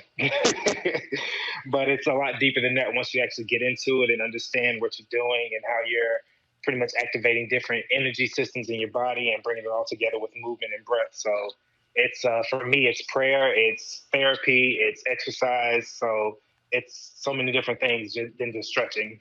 So you got a lot of Christians who say, "Oh, I'm not doing that yoga thing, and that's like against my faith." I see you start laughing. Well, I get that a lot, and especially in our community. But what I tell them is, once they realize and do the research and find out that yoga actually started in Egypt, ancient Egypt, and then traveled to India, then they start to realize, okay, this is a practice that was actually started by us. So you got to do your research. You can't just, just because it's something you don't know about doesn't mean that it should be automatically written off. So how do you start? Okay, so like where do you start? I mean, look, you got classes, but also, you got online stuff on social media, DVDs. So if somebody out there is saying, you know what, I really want to be able to get into yoga, where do they start? You start by going to a studio, and if that's something, if you need the one-on-one in-person experience, then you go to a studio. Reach out to local yogis. There's a million of them on Instagram and social media now. Or you can start, how I started was on YouTube. So I just looked up beginner yoga videos and just started following along, 20 minutes a day for about 6 months until I felt comfortable enough to go out on my own and do my own practice and then go from there. So there's way too many resources, and Google's our best friend. We can find anything we want on Google. So something that's good for your body and your mind and your spirit can be found on Google as well. And I'll be honest with you. It does center you and just calm everything down. Like a lot of times I have difficulty going to sleep because my mind is just racing with thoughts and work, and if I want to write something and projects. And I have this DVD of Rodney Yee. Now here's the crazy thing. I got AM yoga and PM yoga, but the AM yoga DVD actually helps me go to sleep. And what's interesting about it is I got like 26 minutes. And it's so weird. The PM yoga don't do jack for me. But the AM yoga one completely slows me down. And if I finish that and immediately get up and go right in the bed, it doesn't take me long to go to sleep. Because I'm telling you, it just completely just shuts everything down and completely slows you down and puts you right into that state of mind. I would like to see what that AM yoga sequence looks like, because there's different styles of yoga. There's yoga nidra, which is actually yoga to help you sleep. It's like a sleep-driven meditation. Then there's restorative yoga, where it's a lot more gentle and it's for, restoring the muscles. Then there's, the more physical yoga, which is what I mainly practice. But I mean, it just depends on which route you want to take. There's so many different styles out there, especially now with, you know, the westernization of yoga taking so many forms to, you know, earn money. You know, they've come up with so many different ways to market it. All right, man. Well, first of all, where can people reach out to you? Where can they get more information? My website is Dade, D-A-D-E, the number 2, S-H-E-L-B-Y, Shelby.net. And that's my Instagram as well, Dade2Shelby. That's my Facebook, everything I try to keep the same. All right. Well, Derek, we certainly appreciate it, man. Hopefully folks will tap into and find their inner self and slow everything down. So we appreciate it. I hope so. We need it now more than ever. Yes, indeed, brother. Thanks a lot. Thank you. Have a good one. All right, folks. Those of you who are giving $50 or more for our Bring the Funk fan club, time to shout your names out. Amma Busk-Wofi, Anthony Smith, Anthony Steele, Ariella Brimley, Arian Tyson, Audrey Shields, Brenda Shakur, Brian Lucas, Brown Ski Girl, Carlette Straken, Carol, Sherry Ann, Cynthia Johnson, Edward King, Ella Busby, Farley Johnson, Frida Atkins, Gemelina Jackson, James Bird, Janet McFadden, Johnny Johnson, Keith Cleanscales, Carrie Ann Dawkins, Kimberly Deal, Letty Smile, Lisa Norman, Lisa Young, Marvin Bryant, Michael Bell, Michael Pope, Millie Ward, Naima Wright, Naneka Nickens, Phyllis Paris Borum, Rita, Richard Walton, Robbie Thomas, Rosalind Frazier, Ruby Douglas, Sheila McGee, Sherry Jameson, Stephanie Cooper, Stephen Edmonds, Terry Henry, Thomas McCroskey, Women of Icon International. All right, folks, one of the reasons we desire for you to support what we do is because we're all about being able to bring you information you're not getting elsewhere. Of course, us going out there covering the Floyd family along with Congresswoman Sheila Jackson Lee and Ben Crump. That's the stuff that we do. Being able to bring you news and information and analysis you're not getting anywhere else. Our goal is to get 20,000 of our followers to donate $50 or more over the course of the year. Yo, that completely funds what we do here at Roland Martin Unfiltered, meaning won't have to rely on any advertising dollars at all. We appreciate our sponsors, but we also want to be able to remain independent as well. And so what you do, Cash App, $RM Unfiltered. PayPal is paypal.me/R Martin Unfiltered. We also have Venmo, venmo.com/RM Unfiltered. You can also send a check or a money order to New Vision Media Inc. Make the check out or the money order, make the money order, please, to New Vision Media. That's the parent company of Roland Martin Unfiltered. 1625 K Street Northwest, Suite 400, Washington, D.C., 20006.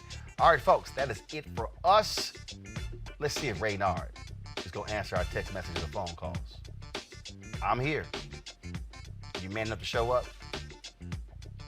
I'll see y'all tomorrow. Holla!